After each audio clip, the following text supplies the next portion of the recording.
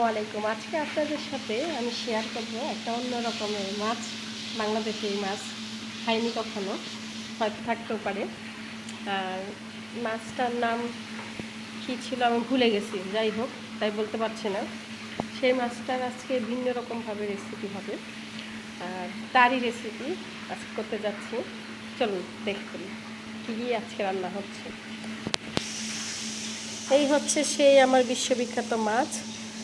First time আমি ভিন্ন রকমভাবে চেষ্টা করব, তার জন্য আমি যা যা ইউজ করব এই যে দেখেন, এটা হচ্ছে একটা কি বলবো আইরিশ, ওরা মূলত স্যালমন ফিশের সাথে এটা ইউজ করে।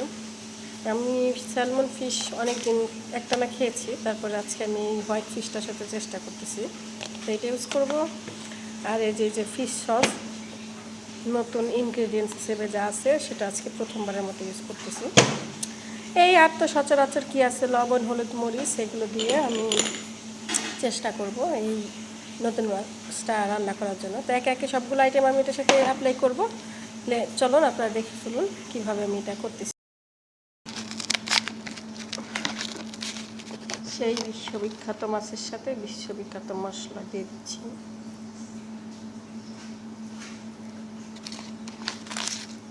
আগে কখনো টেস্ট করি নাই, ফার্স্ট এক্সপেরিমেন্ট চলতেছে, তাই এর চেয়ে বেশি আমি দেবো না, অল্প একটু দেব। সেই ফিশ সসটা খুবই অল্প দিব, কারণ এগুলোর সাথে আমরা ইউজ করব না। আর এই হচ্ছে পাপরিকা, দেখতে মরিচের মতো, কালার মরিচের মতো হয়, কিন্তু আমি ঝালটা একটু ঝাল নেই, তবে কালার হওয়ার জন্য আমি এটা ইউজ করব। বাংলাদেশে বা ইন্ডিয়াতে এটা ব্যবহার করা হয় হচ্ছে হিসেবে, কাশ্মীরি রেড চিলি, যেটা অনেকটা সেরকম, বাট এটার কিন্তু কোনো ঝাল হয় না। আর এইখানকার যে মরিচের গুঁড়োটা পাওয়া যায় সেটা একটু কালচে কালচে হয়, ওইটার কিন্তু সুন্দর কোনো কালার হয় না, তাই আমি পাপরিকাটা আবার এক্সট্রা করে ইউজ করি। এটার সাথে সামান্য পরিমাণ আমি হলুদের গুঁড়া দিব, কারণ আমরা তো বাঙালি, সব কিছুতেই বাংলার জিনিসগুলো না হলে চলে না। আর যে মরিচের কথা বলতেছিলাম, এই হচ্ছে সেই চিলি পাউডার, একটু কালো কালো দেখাই যাচ্ছে। তো একটু ঝাল না হলে আমরা আবার কোনো খাবার খেতে অতটা ইয়ে করি না, তাই আমি একটু সাথে এটা দিব। আর যেহেতু এটা সাগরের মাছ, তাই আমি এটার জন্য একটা নতুন উপাদান, যে গার্লিক গ্রানাইট, সেটা হালকা করে দেবো, এটা বেশি দেওয়া যাবে না, কিন্তু এটার ইয়েটা এত বেশি, দ্যাটস এনাফ। আর হচ্ছে অবশ্যই যেটা দিতে হবে, সল্ট। সাগরের মাছ হলেও ওখানে সল্ট না দিলে তো বুঝিনি কোনো কিছুই খাওয়া যায় না, সাগরের হোক আর লবণের ভিতরের হোক, দ্যাটস এনাফ। তারপর এটার সাথে আমি আর হালকা করে একটু সরিষার তেল দেব। আমি এই সরিষার তেলটা বাংলাদেশ থেকে আনছি, সো এই তেলটা আমার জন্য খুবই ইম্পর্ট্যান্ট, শেষ করতে চাই না। এই উপকরণগুলো একসাথে দিয়ে আরেকটা জিনিস দিব, সেটা হচ্ছে হালকা করে কিউমিন। মানে আমি এটা রান্না করব না, আবার ফ্রাইও করব না, কি করি সেটাই দেখেন আজকে, দেখছে না। এই সকল জিনিসগুলো একসাথে দিয়ে এটাকে আমি ভালো করে মিক্স করব। তো আমার হাতে তো মোবাইলটা আছে, যে কারণে আমি নাইসলি করতে পারতেছি না, দ্যাটস ইট। তো পানি পানি থাকার কারণে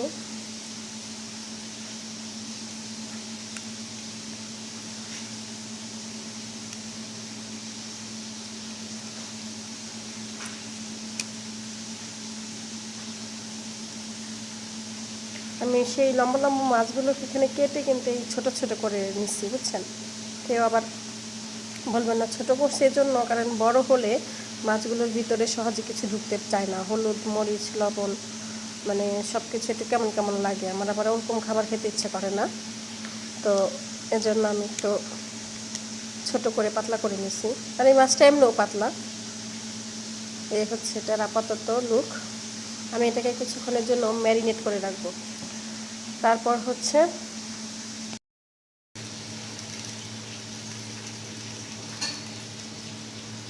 সেই মাছগুলো ভাজার জন্য আমি একটু বেশি করে তেল দেবো, কারণ একই তেলে আমি পুরো রান্নাটা কমপ্লিট করার চেষ্টা করবো।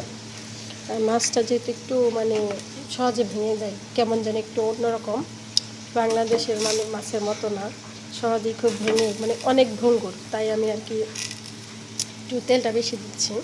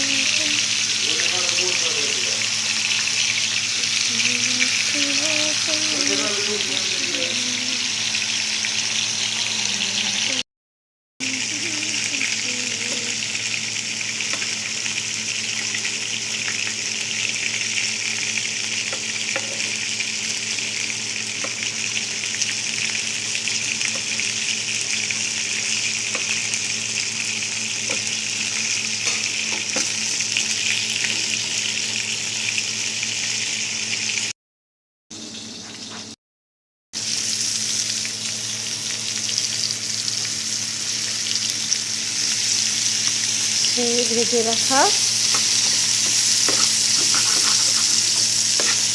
তেলের মধ্যে মাছগুলো ভেজে এখন দিয়ে দিলাম অল্প করে না, বেশ অনেকটাই পেঁয়াজটা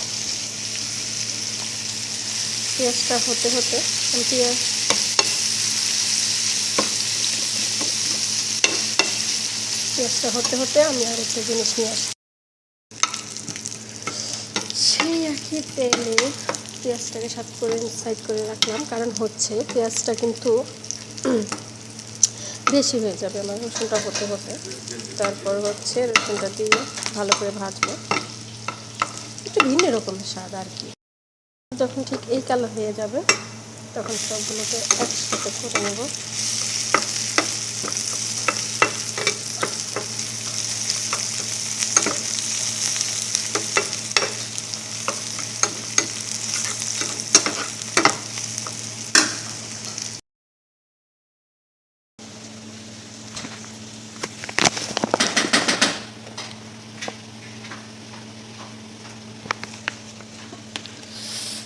এই একই মশলা দিয়ে আমি এবারে এই বেরেস্তাটাকে মিক্স আপ করে নেব। নয়তো বা মাছের জন্য যেটা দিয়েছি সেটা মাছের ঠিক আছে, বাট এটার জন্য আমার একটু এখানে দেওয়া লাগবে। সব কিছু অল্প পরিমাণে দিব, যেহেতু আমি আগে মাছে দিয়েছি। অল্প করে দিয়ে এই তেলের মধ্যে আমি মশলাটাকে রেডি করব। সামান্য পরিমাণে সল্ট, সব কিছুই অল্প পরিমাণে দিব। তারপর রেখে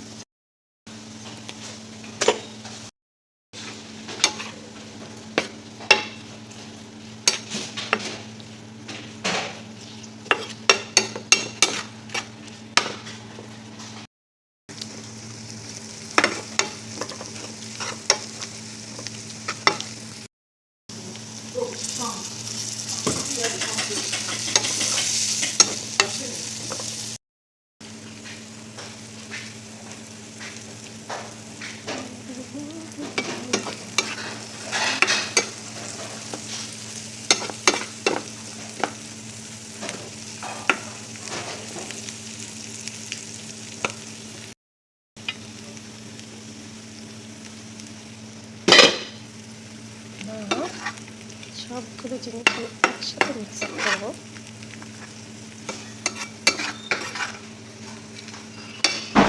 দেন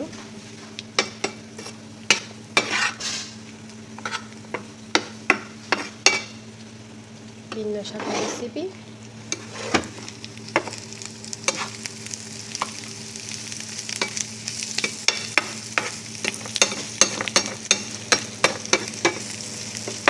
it's done.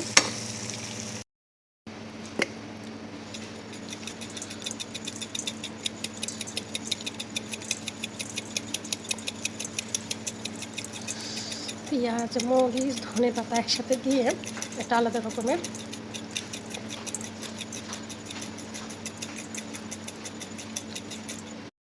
মরিচ, ধনেপাতা, তার সাথে হচ্ছে অল্প একটু সল্ট। এই টেস্টটা হচ্ছে আমি বানাবো টোটালি এই ফিশ কারিটার জন্য, মানে স্পেশাল আমি জানি না এটা কী নাম দেবো, এটার জন্য জাস্ট এটাকে অ্যাড করে আপনারা লক্ষ্য করছেন আমি বেশ অনেকটা মানে পেঁয়াজ ওখানে দিয়েছি, কিন্তু সেটা হচ্ছে কুক করে। আর এটা হচ্ছে কাঁচা পেঁয়াজ, অনেকে কাঁচা পেঁয়াজ সহ্য করতে পারেন না, সেক্ষেত্রে আপনারা অ্যাভয়েড করে যাবেন। বাট আমার কাছে মনে হলো এটা যদি আমি এক্সট্রাভাবে ইউজ করলে এটা স্বাদটা আরও বেড়ে যাবে।